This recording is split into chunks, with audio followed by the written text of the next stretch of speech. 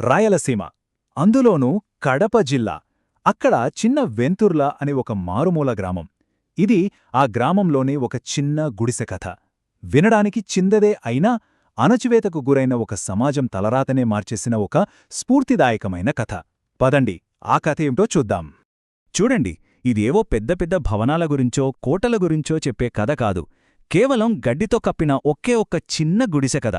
కాని ఆ గుడిసె గోడల మధ్యే ఒక తరం ఆశలు, కలలు అన్నీ ప్రాణం పోసుకున్నాయి. ఆ సమాజానికి అదే ఒక ఆశాదీపంగా మారింది. సరే, కథలోకి వెళ్తే మొదటి భాగం ఒక చిన్న బడి, ఒక కొత్త వెలుగు. తరతరాలుగా చీకట్లో మగ్గుతున్న ఒక దళిత సమాజంలోకి ఈ చిన్న బడి ఒక కొత్త ఆశాకిరణంలా ఎలా వచ్చింది, వాళ్ల జీవితాల్లోకి ఎలాంటి వెలుగును తీసుకొచ్చిందో ఇప్పుడు చూద్దాం. చిన్న వెంతుర్లలో దళితులుండేవాడా అంటే పల్లెంలో ఒక చిన్న గుడిసెనే పాఠశాలగా మారింది. దానికి పెద్ద బిల్డింగ్ లేదు, బెంచీలు, ఫ్యాన్లు అలాంటి సౌకర్యాలు అస్సలు లేవు. కానీ చదువుకోవాలన్న ఆశతో మెరిసిపోతున్న ఎన్నో చిన్నారుల కళ్లకు అదొక కొత్త ప్రపంచాన్ని చూపించింది. వాళ్ల భవిష్యత్తుకు అక్కడే పునాది పడిందన్నమాట.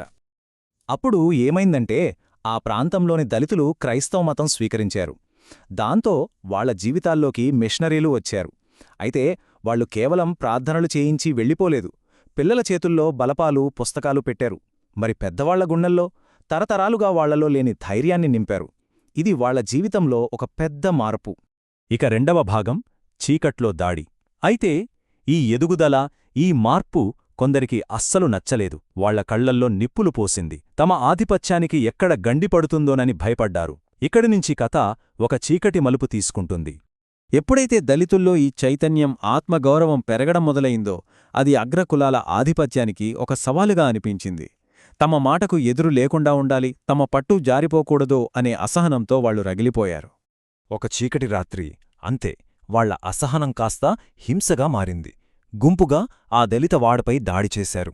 పిల్లల ఆశల సౌదమైన ఆ గుడిసెబడిని ముక్కలు ముక్కలుగా కూల్చేశారు. పుస్తకాల్ని చించేశారు, పలకల్ని విరక్కొట్టారు, పిల్లల చదువుకు సంబంధించిన ప్రతీదాన్నీ దోచుకెళ్ళిపోయారు. ఆ రాత్రి ఆ పల్లె మొత్తం కన్నీళ్లతో నిండిపోయింది. తమ పిల్లల కలల్ని కూల్చేశారని తల్లిదండ్రులు గుండెల పగిలేలా ఏడ్చారు. అమ్మో, అక్షరాల నేర్చుకుని ఈ బానిసత్వం నుంచి బయటపడదామనుకుంటే మళ్లీ మమ్మల్ని అదే ఊబిలోకి నెట్టేస్తున్నారా అనే భయం ప్రతి ఒక్కరినీ కమ్మేసింది. మూడవ భాగం న్యాయం కోసం ఒక ప్రయాణం. కాని వాళ్లు ఆ కన్నీళ్లతోనే ఆగిపోలేదు. భయాన్ని పక్కన పెట్టి జరిగిన అన్యాయంపై పోరాడాలని నిలబడ్డారు. ఆ చీకటి రాత్రే వాళ్ల ప్రయాణం మొదలైంది న్యాయం కోసం. ఆ సమాజంలోని పెద్దలు ఒక్క క్షణం కూడా వృధా చేయలేదు. వెంటనే ఒకచోట కూర్చుని మాట్లాడుకున్నారు. ఆ రాత్రికి రాత్రే నడుచుకుంటూ జమ్మలమడుగులోని మిషన్ స్టేషన్కు బయలుదేరారు. వాళ్ల లక్ష్యం ఒక్కటే, జరిగిన అన్యాయాన్ని బయటపెట్టాలి. వాళ్లు మిషనరీ దగ్గరికెళ్ళి కన్నీళ్లతో చెప్పారు, అయ్యా, వాళ్లు మా పిల్లల ఆశను చంపేశారు. వాళ్ల చదువును, భవిష్యత్తును దూచికెళ్లారు. మాకు న్యాయం చెయ్యండి అని వేడుకున్నారు. నాలుగో భాగం గుర్రం మీద వచ్చిన ధైర్యం. ఆ మిషనరీ రాకతో ఆ గ్రామంలో పరిస్థితి మొత్తం తలకెందరిగా మారిపోయింది. అప్పటిదాకా ఉన్న నిస్సహాయత స్థానంలో ఒక కొత్త ధైర్యం ఎలా వచ్చిందో ఇప్పుడు చూద్దాం. ఆ పెద్దల ఆవేదనను అర్థం చేసుకున్న మిషనరీ వెంటనే స్పందించాడు. మరుసటి రోజు ఉదయాన్నే ఒక గుర్రం మీద ఠీవీగా ఆ గ్రామంలోకి అడుగుపెట్టాడు. అది కేవలం ఒక వ్యక్తి రావడంలా లేదు, ఒక ధైర్యం, ఒక భరోసా ఆ గ్రామంలోకి నడిచొచ్చినట్టు అనిపించిందందరికీ. ఆయన నేరుగా అగ్రకులాల పెద్దలను పిలిపించాడు. వాళ్ల కళ్లల్లోకి సూటిగా చూస్తూ ఎంతో గంభీరమైన స్వరంతో ఒకటే మాట అన్నాడు, మీరు వాళ్ల దగ్గరుంచి ఏమైతే తీసుకెళ్లారో అన్నీ ఒక్కటి కూడా మిగలకుండా ఇప్పుడే తిరిగి ఇచ్చేయాలి. ఇది పిల్లల చదువు, అది వాళ్ల హక్కు. దాన్ని కాలరాయడానికి మీకెలాంటి అధికారం లేదు. అది మామూలు మాట కాదు. తరతరాలుగా అణిచివేతకు గురైన ఆ సమాజం తరపున ఒక అధికారం మరో అధికారాన్ని ముఖాముఖీ నిలదీయడం అదే మొదటిసారి. అది న్యాయం గొంతెత్తి మాట్లాడిన క్షణం. ఇక చివరి భాగం భయం నుండి ధైర్యం వైపు. ఆ ఒక్క సంఘటన, ఆ ఒక్క నిలదీత ఆ సమాజం గమనాన్నే ఎలా మార్చేసింది, వాళ్లలో ఎలాంటి మార్పు తీసుకొచ్చిందో చూద్దాం.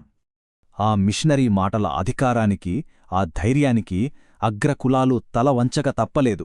ఆ రోజు సాయంత్రం లోపలే వాళ్లు ఎత్తుకెళ్లిన ప్రతీ పుస్తకం, ప్రతీ పలక అన్నీ తిరిగి ఆ గుడిసెబడికి చేరాయి. పిల్లలంతా మళ్ళీ ఆ బడి చుట్టూ చేరారు. నిజమే, ఆ గుడిసె చిన్నదే కావచ్చు, కాని తమకు న్యాయం జరిగిందన్న ఆనందంలో ఆ రోజు ఆ గుడిసె వాళ్ల కళ్లకు ఒక రాజభవనంలా కనిపించింది. వాళ్ల ముఖాల్లో కోల్పోయిన ఆ వెలుగు రెట్టింపు ప్రకాశంతో తిరిగి వచ్చింది. చూసారా, ఈ కథ సారాంశమొక్కటే.